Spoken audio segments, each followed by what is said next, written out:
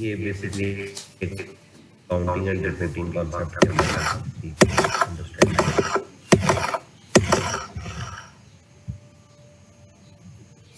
तो यहाँ पर जो हमारे लिए एक चीज़ इम्पोर्टेंट है, हमारे लिए सबसे पहले ये चीज़ समझना इम्पोर्टेंट है कि दो चीज़ें का जिक्र होता है, फाइनेंशियल अकाउंटिंग है और एक फाइनेंशियल रिपोर्टिंग है।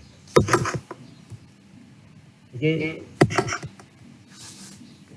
अकाउंटिंग की बुनियादी डेफिनेशन जो है ना वो सिर्फ इतनी सी है कि आप रिकॉर्ड करते हैं, क्लासीफाई करते हैं और समराइज करते हैं ट्रांजैक्शंस को और इसको इस पोजीशन में लेकर आते हैं कि वो आप किसी को प्रेजेंट कर सकें, मीनिंगफुल इंफॉर्मेशन जो है वो ड्राइव की जा सके। अच्छा, मीनिंगफुल इंफॉर्मेशन क्या होती है, वो कैसे ड्राइव होती है, वो कैफ वन के लेवल पर हमने trial balance, profit and loss और बैलेंस शीट सारा कुछ हमने इन चीज़ों को देखा होगा। फिर कॉन्सेप्ट स्टार्ट होता है कि फाइनेंशियल अकाउंटिंग। अच्छा, फिर कॉन्सेप्ट स्टार्ट होता है फाइनेंशियल रिपोर्टिंग का। तो देखिए, जो ट्रांजैक्शन की रिकॉर्डिंग है, क्लासिफिकेशन है, उसका वो फाइनेंशियल अकाउंटिंग के जो नॉर्मल रूल्स हैं वो कंपनीज भी फॉलो करती हैं। ऐसा नहीं है कि वो कंपनीज फॉलो नहीं करती। फर्क ये होता है जो फाइनेंशियल रिपोर्टिंग के अंदर हम ये कहते हैं कि आप बुनियादी तौर पे किसी ऐसी, जैसे आपको याद होगा कि हमने कंपनीज के हवाले से बात की थी कि इसमें पब्लिक इंटरेस्ट इन्वॉल्व होता है। तो जब पब्लिक इंटरेस्ट इन्वॉल्व हो जाता है तो फिर आप कहते हैं कि ट्रांजैक्शंस की जो प्रेजेंटेशन है वो बिल्कुल फेयर होनी चाहिए, क्योंकि जाहिर बात है पब्लिक इंटरेस्ट इन्वॉल्व है ना। तो वो पब्लिक इंटरेस्ट जब इन्वॉल्व होता है तो उस सिचुएशन में आप कहते हैं कि फेयर प्रेजेंटेशन। तो फेयर प्रेजेंटेशन आपके पास कैसे आ सकती है, उसके लिए रूल्स बनाए गए हैं। उन रूल्स का नाम है इंटरनेशनल फाइनेंशियल रिपोर्टिंग स्टैंडर्ड्स और इंटरनेशनल अकाउंटिंग स्टैंडर्ड्स। ये जो स्टैंडर्ड्स हैं ये बुनियादी तौर पे डिफरेंट ट्रांजैक्शंस के साथ डील करते हैं, ठीक है। या आपको ये गाइड करते हैं कि स्पेसिफिकली इन ट्रांजैक्शंस को कैसे रिकॉर्ड किया जाता है, और सबसे इंपॉर्टेंट बात, किसी भी ट्रांजैक्शन की मेजरमेंट के हवाले से बात की जाती है। जैसे कि आपने फिक्स्ड एसेट परचेज किया, तो अब जैसे फॉर एग्जांपल अभी आपके सामने मैंने बात की कि जी हम सबसे पहले we will start from IAS 16 international accounting standard 16। तो ये 16 का एक स्कोप है, हर स्टैंडर्ड का एक स्कोप है। अब जब आप IAS 16 को अप्लाई करेंगे, ठीक है, ये किन कंपनियों के लिए जरूरी है, जैसे शुरू में भी हमने पढ़ा कैफ वन के अंदर जो पब्लिक लिमिटेड कंपनीज हैं उनके लिए जरूरी है कि वो इंटरनेशनल अकाउंटिंग स्टैंडर्ड्स जो है उनको फॉलो करें, अपनी फाइनेंशियल स्टेटमेंट उसकी बुनियाद पर बनाएं। अब IAS 16 का स्कोप क्या है? फॉर एग्जांपल हम जनरली बात करते हैं कि टेंजिबल फिक्स्ड एसेट, तो ये हमें क्या बताएगा? ये हमें बताएगा कि टेंजिबल फिक्स्ड एसेट को एग्जैक्टली आपने कैसे डील करना है, रिकॉर्डिंग से लेकर आपने आखिर की जो है वो मैयत तक तमाम मामलात जो है वो कैसे होंगे, वो IAS 16 के अंदर जो है वो आपको बताएगा। इसी तरह डिफरेंट एसेट्स और लायबिलिटीज, इक्विटी, इनकम और एक्सपेंसेस की ट्रीटमेंट के हवाले से डिफरेंट अकाउंटिंग स्टैंडर्ड जो है वो मौजूद है। देखिए 5 हेड है ना हमारे पास, हम कहते हैं एसेट्स हैं, आपके पास लायबिलिटी है, आपके पास कैपिटल है, 3 चीजें स्टेटमेंट ऑफ फाइनेंशियल पोजीशन में जा रही है, इनकम और एक्सपेंसेस जो है जा रही है statement of profit and loss and other comprehensive income के अंदर, ये वहां जा रही है। तो सवाल ये पैदा होता है कि ये जो 5 आइटम्स हैं, इन 5 आइटम्स की ट्रीटमेंट के लिए कि कौन सी चीज कैसे ट्रीट होगी, तो स्पेसिफिकली डिफरेंट स्टैंडर्ड्स जो है वो डेवलप किए गए हैं और उनमें सर्टेन रूल्स बनाए गए हैं। तो जिन कंपनियों पे एप्लीकेबल है कि जिन्होंने फॉलो करना है इंटरनेशनल फाइनेंशियल रिपोर्टिंग स्टैंडर्ड्स को, कंपल्शन है जिनके लिए, तो इसका मतलब ये है कि उन्होंने उन रूल्स को फॉलो करना है बाय हुक एंड क्रोक। अच्छा, अब इंटरनेशनल फाइनेंशियल रिपोर्टिंग स्टैंडर्ड्स जो भी होते हैं, जाहिर बात है वो एक सर्टेन इशू के ऊपर डेवलप किए जाते हैं। इशू का मतलब क्या होता है? इशू ये होता है फॉर एग्जांपल IS 16 हवाले के हवाले से मैं आपको बता देता हूँ। IS 16 का एक पोर्शन, IS 16 बड़ा स्टैंडर्ड है, उसका एक पोर्शन है डेप्रिसिएशन। जब ये स्टैंडर्ड डेवलप किया गया था ना, तो उस वक्त ना इशू ये था कि कंपनियां जो है वो क्या करती है, जिसका जो दिल करता था वैसे डेप्रिसिएशन चार्ज कर देता था। किसी साल कम, किसी साल ज्यादा, मेथड के अंदर जो है वो एक साल एक मेथड है तो दूसरे साल दूसरा मेथड है, तीसरे साल तीसरा मेथड है, तो मेथड के अंदर भी चेंजेस जो है वो आती रहती है। कंपनी ऐसा क्यों करती थी? कंपनी इसलिए ऐसा करती थी कि कंपनी की ये कोशिश होती थी, हम जिस टाइम टेन्योर के अंदर आपको प्रॉफिट कम जो है आपका प्रॉफिट कम है, डेप्रिसिएशन कम चार्ज कर देंगे, चलो प्रॉफिट थोड़ा ज्यादा नजर आएगा, इस पीरियड में प्रॉफिट ज्यादा है तो उस पीरियड में आप उसको ज्यादा चार्ज करते हैं तो प्रॉफिट जो है वो ज्यादा नजर आएगा। ये बेसिकली कॉन्सेप्ट था प्रॉफिट स्मूथिंग का, कि प्रॉफिट को स्मूथ दिखाया जाए, कंसिस्टेंसी नजर आए प्रॉफिट के अंदर, ठीक है, ताकि जो रीडर है वो ये समझे कि कंपनी बड़ी स्टेबल जो है वो चल रही है, ठीक है, कि कंपनी फुल स्टेबल चल रही है। अब इस इशू को एड्रेस करने के लिए IS 16 आया, उसने बताया आपको कि how to charge depreciation. Depreciation method select करते हुए आपने किन चीजों का ख्याल रखना है, ठीक है। तो हर स्टैंडर्ड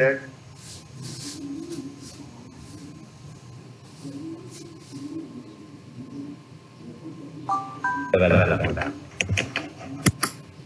ठीक है जी।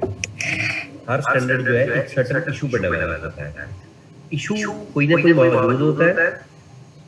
एक लंबे अरसे तक इंटरनेशनल अकाउंटिंग स्टैंडर्ड बोर्ड जो है वो ये देखता रहता है कि एक इशू आ रहा है और इस इशू को एड्रेस करना है, फिर वो उसके ऊपर रूल्स एंड रेगुलेशन बनाते हैं।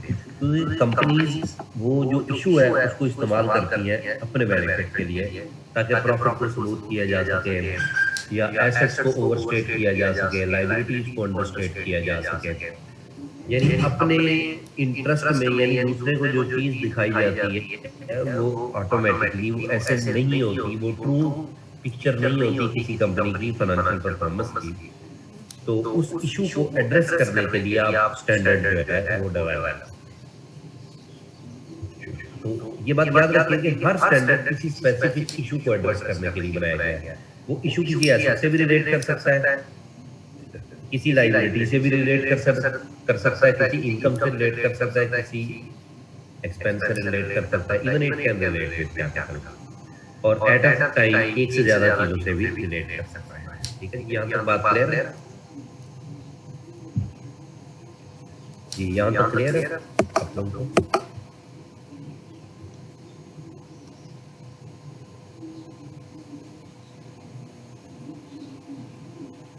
जी आप मुझे कोई रिस्पॉन्ड करेगा?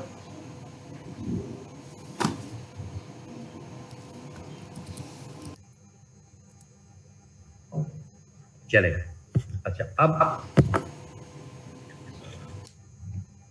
ऑन द अदर हैंड, ये तो स्टैंडर्ड की बात हो गई ना, और हमने बात कर ली कि स्टैंडर्ड जो है वो किस पे अप्लाई होते हैं, ठीक है। एक जनरल कॉन्सेप्ट आपको दिया, ठीक है। पाकिस्तान के हवाले से कोई हमने बात नहीं की, पूरी दुनिया के अंदर ऐसा ही होता है। Public limited including Pakistan, public limited company जिसमें पब्लिक स्टेक इन्वॉल्व होता है, उनको पहली बात करना पड़ता है।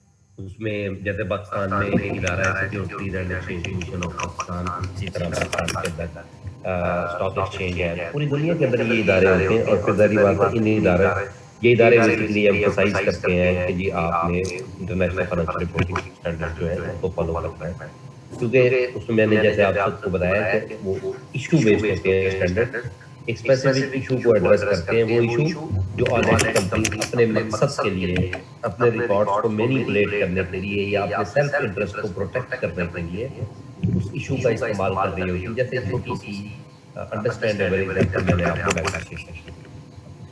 अच्छा, यहाँ पे एक सवाल पैदा होता है, ये तो बात की अकाउंटिंग इंटरनेशनल अकाउंटिंग स्टैंडर्ड या इंटरनेशनल फाइनेंशियल रिपोर्टिंग स्टैंडर्ड्स की, तो यहाँ पे आपके ज़हन में एक और सवाल भी पैदा होगा कि IAS और IFRS इन दोनों के अंदर क्या फर्क है? पहली बात है ये दोनों एक ही चीज है, इनके अंदर कोई फर्क नहीं है। अच्छा, अगर ये दोनों एक ही चीज है तो फिर दो नाम क्यों है, नाम एक होना चाहिए।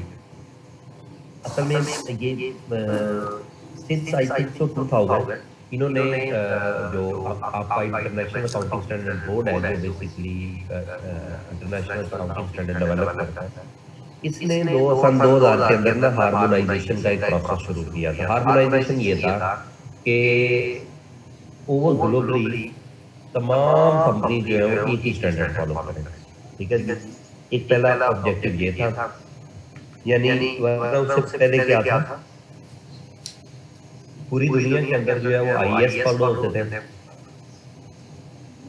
पूरी दुनिया से मुराद ये है कि भाई जिनके अपने स्टैंडर्ड नहीं थे, बाकी जो है वो इसमें जो है क्या कहते हैं, वो क्या करते थे, जैसे यूके के अपने स्टैंडर्ड थे, वो आईएएस को फॉलो नहीं करते थे। अमेरिका के अपने स्टैंडर्ड थे, जर्मनी के अपने स्टैंडर्ड थे। तो यूरोपियन कंट्रीज वगैरह के फॉर एग्जांपल अपने स्टैंडर्ड थे, और आईएएस फॉर एग्जांपल जो डेवलप होते थे वो नॉर्मली जैसे पाकिस्तान है, इंडिया है, बांग्लादेश है, इस तरह के जो है वो फॉलो करते थे। तो सबसे बड़ा इशू ये आता है, वो आता है कंपेरेबिलिटी का। आप दो चीजों को जब कंपेयर करने लगते हैं तो वो दोनों चीजें जो है वो आपस में सेम होते हैं। वो दोनों चीजें जो है वो आपस में सेम होते हैं। ठीक है, तो इन्होंने 2000 के अंदर कहा कि जी आप जो है वो हार्मोनाइजेशन का process convert all IAS into IFRS. ख्याल ये था कि 3 साल के अंदर ये मुकम्मल हो जाएगा, तो 20 साल इस बात को हो चुके हैं और still harmonisation process is in progress. बहुत सारे आईएएस जो है आईएफआरएस में कन्वर्ट हो चुके हैं, बाकी कुछ आईएएस अभी भी रहते हैं। तो जो आईएएस हैं वो आईएएस ही है, और जो कन्वर्ट हो चुके हैं वो आईएफआरएस है। तो आहिस्ता आहिस्ता जो है वो चेंज आ रहा है। तो बुनियादी डिफरेंस इनके अंदर जो है वो ये है कि हार्मोनाइजेशन का प्रोसेस जो है अभी प्रोग्रेस में और सारे स्टैंडर्ड जो है, और इसके साथ साथ दूसरा ऑब्जेक्टिव ये था कि कंपेरेबिलिटी इंप्रूव हो चुके, और प्लस इसके अलावा दूसरा ऑब्जेक्टिव ये था कि आप आगे जाके जैसे हम स्टैंडर्ड पढ़ेंगे उसमें हमें समटाइम्स स्टैंडर्ड हमें फ्लेक्सिबिलिटी देता है। फ्लेक्सिबिलिटी से मुराद है कि आपको चॉइसेस देता है किसी चीज की ट्रीटमेंट करवाने से। ठीक है, तो एक ऑब्जेक्टिव ये भी है कि आहिस्ता आहिस्ता जो चॉइसेस हैं ट्रीटमेंट के अंदर उसको जो है वो रिड्यूस किया। ठीक है जी, तो ताकि उससे भी कंपेरेबिलिटी जो है वो इम्प्रूव होगी। तो ये जो स्टैंडर्ड डेवलप होते हैं, मैंने आपको कहा कि किसी एक स्पेसिफिक इशू के ऊपर होते हैं, लेकिन ये कोई भी स्टैंडर्ड जो है वो अकाउंटिंग के जो बेसिक फंडामेंटल्स है उसको वायलेट नहीं करते। ये बात याद रखिएगा। यानी जो बेसिक फंडामेंटल, जैसे आपको याद है हमने प्रूडेंस के बारे में पढ़ा, हमने पढ़ा उसके बारे में, एक्रूअल अकाउंटिंग के बारे में पढ़ा हमने, मटेरियलिटी है, गोइंग कंसर्न है, ये बेसिक कॉन्सेप्ट है, फंडामेंटल कॉन्सेप्ट है। कोई भी स्टैंडर्ड जब डेवलप किया जाता है तो कोशिश की जाती है कि कोई फंडामेंटल कॉन्सेप्ट जो है अकाउंटिंग का वो वायलेट ना, ठीक है, उसको देखते हैं। तो इसलिए एक overall IASB international accounting standard board का एक कंसेप्चुअल फ्रेमवर्क है। ठीक है, आप जब भी कोई स्टैंडर्ड डेवलप करते हैं तो कंसेप्चुअल फ्रेमवर्क जो है वो एक बेसिकली एक गाइडलाइन है कि आपने जब भी कोई रूल डेवलप करना है, कोई भी इशू एड्रेस करना है, तो आपने इसकी बाउंड्रीज जो है उसको हर सूरत हाल के अंदर जो है वो कंसीडर करना है। ठीक है, इसको कंसेप्चुअल फ्रेमवर्क, तो इसे हम conceptual framework for financial reporting भी कहा जाता है। ठीक है जी, conceptual framework for financial reporting. ठीक है जी, तो अब ये conceptual framework for financial reporting क्या होता है, कहता हम डेफिनेशन अगर यहाँ पे देखें, ये एक फाउंडेशन है जिसके ऊपर बिल्डिंग खड़ी है। ठीक है, एक conceptual framework is a system of concepts, ठीक है जी, एंड प्रिंसिपल्स। ये जो भी मैंने बात की एक्रूअल अकाउंटिंग है उसकी, कंसेप्चुअल फ्रेमवर्क सिस्टम है, यानी इसमें सारे कॉन्सेप्ट्स इकट्ठे हैं, and principal that अंडरपिन the preparation of financial statement. अब बात समझ में, फाइनेंशियल स्टेटमेंट प्रिपेयर करने की बेसिस है। these concepts and principles should be consistent with one another, ठीक है? ये एक दूसरे के साथ consistent होनी चाहिए, ये नहीं कि सारे contradict कर रहे हैं, contradict करेंगे तो follow किसको करेंगे? लेकिन आपको याद होगा कैफ वन में से आपने से जिन लोगों ने मेरे साथ क्लास पढ़ी थी, मैंने आपको बात बताई थी कि एक्रूअल अकाउंटिंग और प्रूडेंस किसी एक स्टेज के ऊपर आपस में कॉन्ट्राडिक्ट करते हैं, ठीक है जी? जब ये कॉन्ट्राडिक्ट करते हैं तो जाहिर बात मैंने आपको बताया कि प्रूडेंस ओवरराइड करता है। लेकिन नॉर्मली फाइनेंशियल स्टेटमेंट जो है इसी की बुनियाद पर बनती है, एक्रूअल अकाउंटिंग की बुनियाद पर बनती है, और उसमें जाहिर बात है कोई एक आधी जगह इशू होता है जहाँ प्रूडेंस और एक्रूअल ओवरराइड करते हैं, तो वहाँ पर हम जो है वो उसको फॉलो करते हैं, जैसे कि बैड डेट के मसले पे, क्योंकि जाहिर बात है बैड डेट में जो प्रोविजन होती है, प्रोविजन में अभी जो है वो आपको डाउट होता है ना, तो जब लॉस हुआ ही नहीं है तो एक्रूअल अकाउंटिंग तो ये कहते हैं कि लॉस होगा तो आप रिकॉर्ड करेंगे, तो जबकि लॉस हुआ ही नहीं है तो आप किस ऑब्जेक्टिव की बेस पे आप रिकॉर्ड कर रहे हैं? तो इसलिए वो कहता है conceptual framework is the system of concepts and principle, system of concepts और जो है प्रिंसिपल। तो the conceptual framework deals with किसके चीज के साथ वो डील करता है? Objective of financial reporting, financial reporting का ऑब्जेक्टिव क्या है? फाइनेंशियल रिपोर्टिंग और फाइनेंशियल अकाउंटिंग के अंदर सिर्फ ये फर्क है कि फाइनेंशियल रिपोर्टिंग जो है एक स्टेप फाइनेंशियल अकाउंटिंग से आगे है, यानी जो account international financial reporting standard को फॉलो करके बनाए जाते हैं, इसका मतलब है उसको हम फाइनेंशियल रिपोर्टिंग कहते हैं। The qualitative characteristics of useful financial information, क्या क्वालिटेटिव कैरेक्टरिस्टिक्स होनी चाहिए यूजफुल फाइनेंशियल इंफॉर्मेशन में?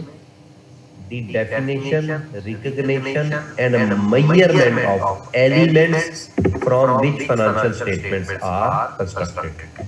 Definition, recognition and measurement of the elements, यहाँ पे एक लफ्ज इस्तेमाल हुआ है elements.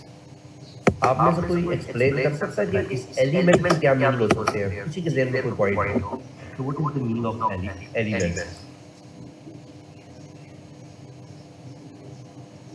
Anyone can explain?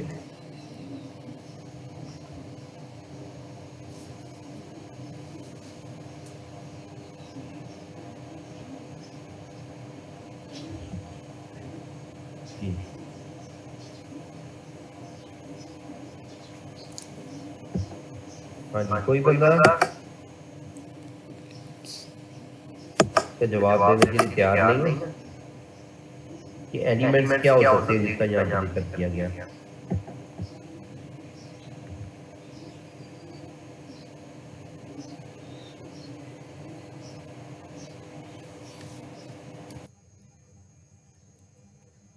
Yes, very good. Assets, liabilities, capital, income and expenses, ये है एलिमेंट्स, ठीक है जी? तो कॉन्सेप्चुअल फ्रेमवर्क जो है जिनसे फाइनेंशियल स्टेटमेंट कंस्ट्रक्ट की जाती है उनके साथ भी डील करता है। अब आपका यहाँ ये सवाल भी जेल में पैदा हो सकता है ना कि उसके साथ तो मैंने जैसे बताया कि आईएएस और आईएफआरएस डील करते हैं, तो भाई आईएएस और आईएफआरएस डेवलप करने की जो मेन बेस है वो आपके पास जो है कॉन्सेप्चुअल फ्रेमवर्क है। हम नॉर्मली जब कोई भी इशू एड्रेस करते हैं through some developing a standard, तो उसमें जाहिर बात है कॉन्सेप्चुअल कोशिश की जाती है कि कॉन्सेप्चुअल फ्रेमवर्क के जो कॉन्सेप्ट्स और प्रिंसिपल्स हैं, जैसे मैंने आपको पहले भी कहा कि वो जो है वो वायलेट ना हो, ठीक है जी? Concept of capital and capital maintenance, capital का आपको पता है कैपिटल मेंटेनेंस आपके लिए रही टर्म है, ये भी हम इस चैप्टर के अंदर जाकर पढ़ेंगे। कैपिटल मेंटेनेंस सिर्फ ये होती है कि जनरली की टाइप होती है physical capital maintenance and financial capital maintenance.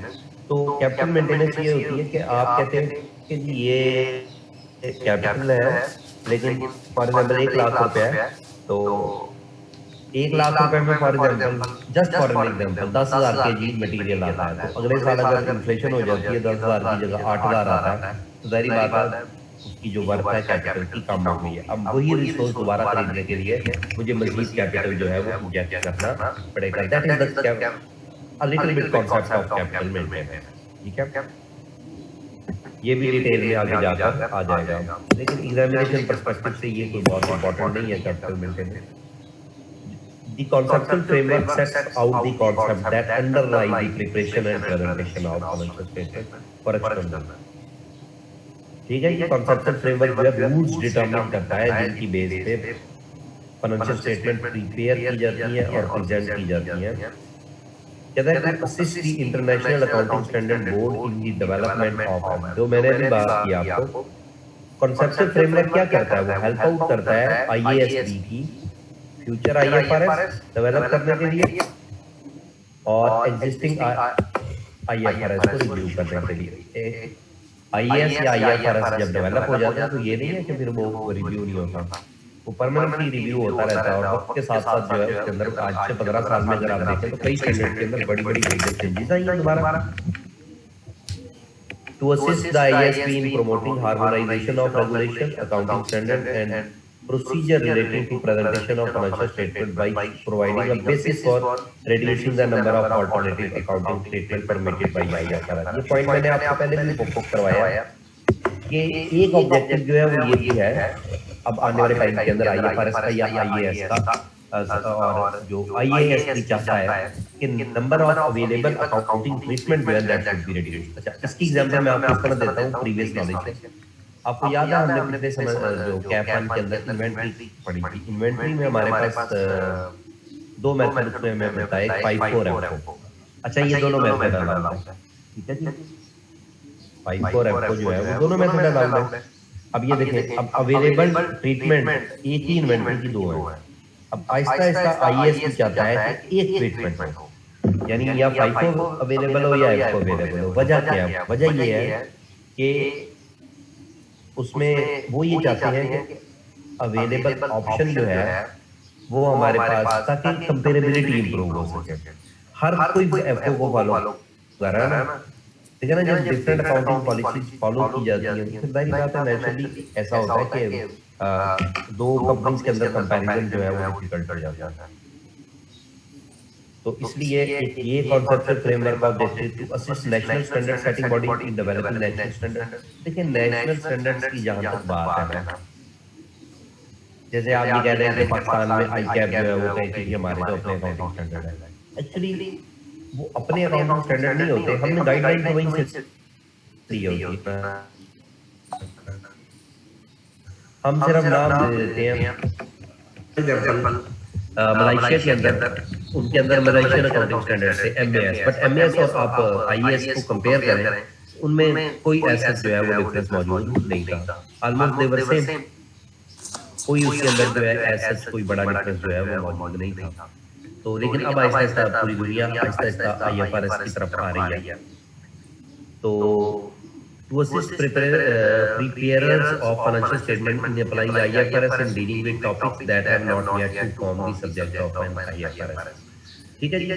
Even conceptual framework जो है उस एरिया के अंदर, फॉर एग्जांपल हम क्या कहते हैं, फॉर एग्जांपल आईएफआरएस हमें गाइडलाइन प्रोवाइड करता है। जैसे मैंने भी आपको एग्जांपल दी, आईएएस 16 है वो गाइडलाइन प्रोवाइड कर रहा है कि डेप्रिसिएशन मेथड कौन सा ले, कौन सा डेप्रिसिएशन का तरीका करना है, कौन सा नहीं करना है, क्या काम करना है, क्या नहीं करना है। देखिए, आपके पास कोई ऐसी नेचर ऑफ ट्रांजैक्शन या कोई ऐसा इवेंट आ जाता है जिसको कोई फाइनेंशियल स्टैंडर्ड जो अकाउंटिंग स्टैंडर्ड है वो डील नहीं करता, फिर आप उस एरिया को कैसे डील करेंगे? जनरल गाइडलाइन कॉन्सेप्चुअल फ्रेमवर्क की उसको देखेंगे कि वो क्या है, तो फिर उसके लिहाज से अपनी समझ के मुताबिक आप उस एरिया ऑफ इंटरेस्ट को जो है वो डिटरमिन करेंगे कि how to deal with it. To assist auditor in forming an opinion on whether the financial statement comply with the IFRS। और उसमें सारी बात है, ऑडिटर आपको पता है कि कंपनीज का ऑडिट भी होता है और ऑडिट करने के बाद एक ऑडिट रिपोर्ट इशू होती है। और ऑडिट रिपोर्ट क्या होती है, उसमें ऑडिटर ओपिनियन देता है कि whether the financial statement are free from material misstatement और नॉट।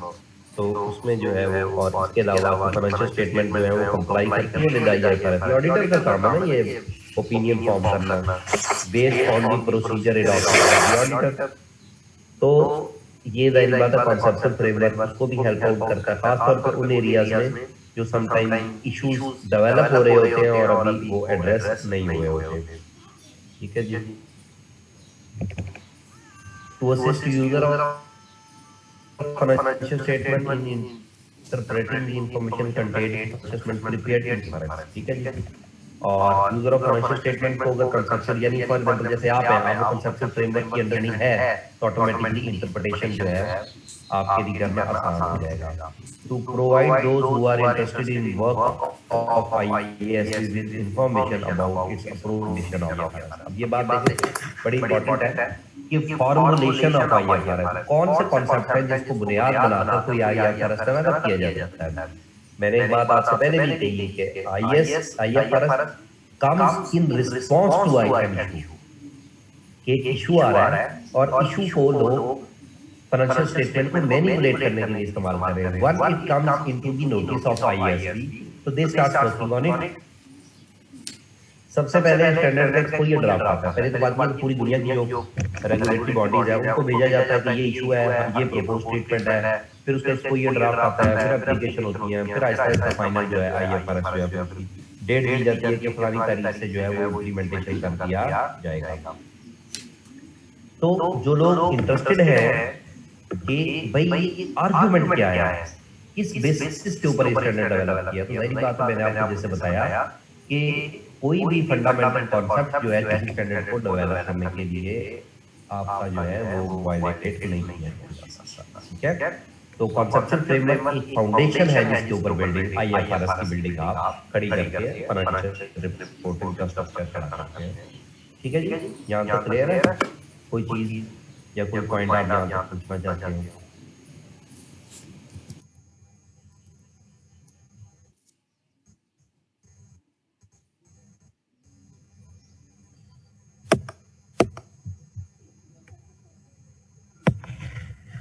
हाँ जी, किसी को कोई मसला हो यहाँ तक कोई तनाज़?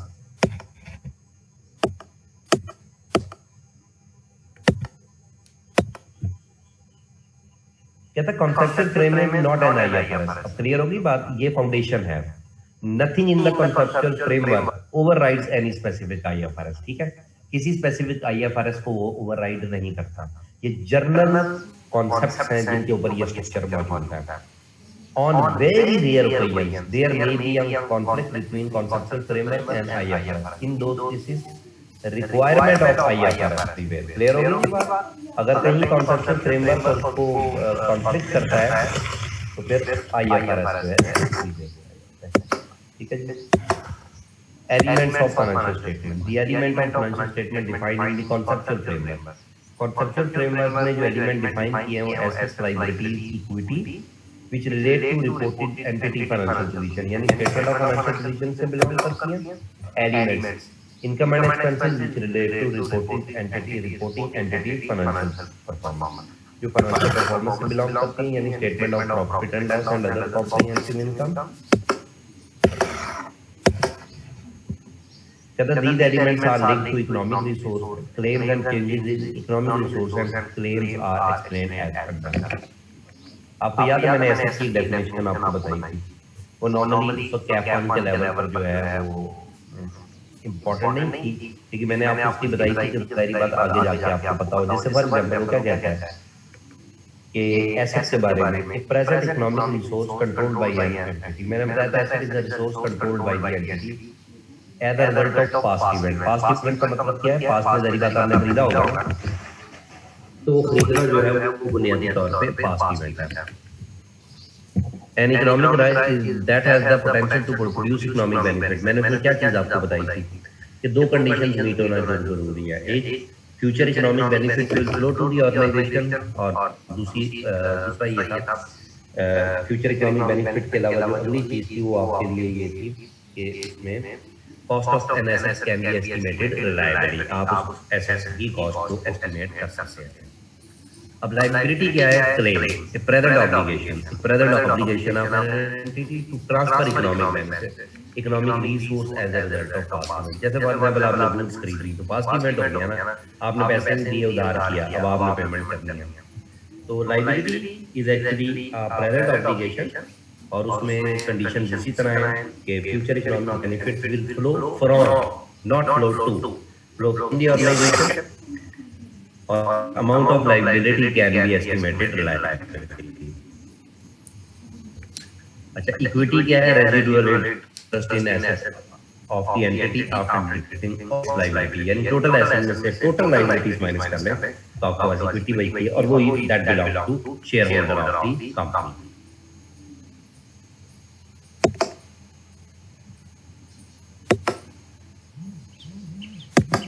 जी, इनकम और expenses, increase in asset or decrease in liability that result in increase in equity other than those related to contribution from holders of equity claim, यानी इक्विटी का बढ़ना, इक्विटी में कोई इंक्रीज आता है तो वो पता कि इनकम है, अदर देन कि भाई आपने एडिशनल कैपिटल इंट्रोड्यूस किया, ठीक है जी। इक्विटी में डिक्रीज आता है अदर देन जो आपने शेयर होल्डर्स को डिविडेंड दिया है, उसके अलावा कोई डिक्रीज आता है इसका मतलब है वो एक्सपेंस करना, ठीक है जी। तो वही बात है, आपको याद होगा अगर आप अकाउंटिंग इक्वेशन याद करें उसमें आप जितना भी आपका प्रॉफिट और लॉस था वो कार्ड एडजस्ट होता था, कैपिटल के अंदर एडजस्ट होता था। तो बाकी कंट्रीब्यूशन है इक्विटी के अंदर और भी चेंज आ सकता है, जाहिर बात है। कैपिटल इंट्रोड्यूस करें, contribution from the holders of equity claim and distributions to them. Distribution का मतलब है आप कंपनी के लेवल पर आपको समझना चाहिए कि कंपनी के लेवल पर ड्राइव नहीं होती, कंपनी के लेवल पर जो है वो डिविडेंड्स होते हैं।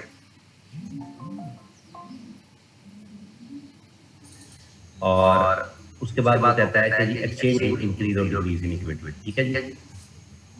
कोई ऐसा एक्सचेंज या लायबिलिटी का जिससे इक्विटी में इंक्रीज या डिक्रीज नहीं होता, इस पॉइंट को फ्यूचर के लिए रख लें क्योंकि इसको समझाना थोड़ा सा मुश्किल है, मैंने इसको हाईलाइट कर दिया, ठीक है जी। अब पहला क्राइटेरिया है जो कॉन्सेप्चुअल फ्रेमवर्क डिफाइन करता है एलिमेंट क्या होते हैं फाइनेंशियल स्टेटमेंट में, ठीक है जी। तो ये कॉन्सेप्चुअल फ्रेमवर्क है जो आपको अंडरस्टैंडिंग देता है व्हाट इज एन एलिमेंट, ठीक है जी। एलिमेंट के बाद है रिकॉग्निशन, रिकॉग्नाइज करना। रिकॉग्नाइज करने का मतलब क्या है? Profit and loss, income and expenses को प्रॉफिट एंड लॉस में लेकर जाना, एसेट्स, लायबिलिटीज और इनकम को स्टेटमेंट ऑफ फाइनेंशियल पोजीशन के अंदर लेकर जाना। तो रिकॉग्निशन का पहला पॉइंट है कि वो कौन सा पॉइंट है जब एसेट को आप डिक्लेयर करते हैं ये एसेट है और अब ये एसेट की डेफिनेशन पूरी करता है और इसको फाइनेंशियल स्टेटमेंट के अंदर रिकॉर्ड किया जा सकता है, दैट इज कॉल्ड रिकॉग्निशन। अगली चीज होती है मेजरमेंट, कि किस अमाउंट पे रिकॉग्नाइज किया जाए। आपको अगर मनी मेजरमेंट कॉन्सेप्ट याद हो तो उसमें क्या कहा था उसमें कि जिस चीज की मॉनेटरी वैल्यू होगी वो रिकॉर्ड हो सकती है, उसके अलावा और कोई चीज जो है वो रिकॉर्ड नहीं हो सकती, ठीक है। तो रिकॉग्निशन, तो पहला स्टेप जो है कॉन्सेप्चुअल फ्रेमवर्क आपको गाइडलाइन प्रोवाइड करता है टुवर्ड्स रिकॉग्निशन कि भाई आपने कोई चीज कब रिकॉग्नाइज करनी है, क्या किसी चीज को रिकॉग्नाइज करने का कोई क्राइटेरिया है। जब तक वो क्राइटेरिया नहीं होगा आप इसको रिकॉग्नाइज नहीं कर सकते। देखिए कॉन्सेप्चुअल फ्रेमवर्क में ऊपर एसेट्स की बात की, एसेट्स तो करंट एसेट्स भी होते हैं, लॉन्ग टर्म भी होते हैं, लॉन्ग टर्म में टेंजिबल भी होते हैं और इंटेंजिबल भी होते हैं, यानी एक एसेट ऐसा है जिसका फिजिकल सब्सटेंस है जैसे property, plant and equipment, ISSC जो हमने ऐसे जनरल डिस्कशन के अंदर पढ़ाया है। क्या के अंदर इंटेंजिबल एसेट्स, इंटेंजिबल एसेट्स कौन से होते हैं जिनको आप फिजिकली टच नहीं कर सकते, जैसे गुडविल है, जैसे कि पेटेंट है, जैसे दवाई बनाने का फार्मूला है उसको पेटेंट कहते हैं, ट्रेडमार्क है, कॉपीराइट है, परचेज ब्रांड्स हैं, तो उसका फिजिकल सब्सटेंस नहीं है लेकिन उसका इकोनॉमिक बेनिफिट जो है वो जनरेट किया जा सकता है। अब उसको डील करता है IAS 38 इंटेंजिबल एसेट्स का पूरा एक अकाउंटिंग स्टैंडर्ड है। ये जो एसेट्स को का स्टैंडर्ड है IAS 16, ये प्रॉपर्टी, प्लांट और इक्विपमेंट टेंजिबल एसेट्स के साथ डील करता है, वो इंटेंजिबल के साथ डील करता है। तो एसेट का जो बुनियादी क्राइटेरिया है उसको तो डिफाइन कर रहा है कॉन्सेप्चुअल फ्रेमवर्क को फाइनेंशियल रिपोर्टिंग, भाई एसेट है क्या, कब एक एसेट को रिकॉग्नाइज कर दिया जाना चाहिए। हाँ जी, क्लियर है यहाँ तक?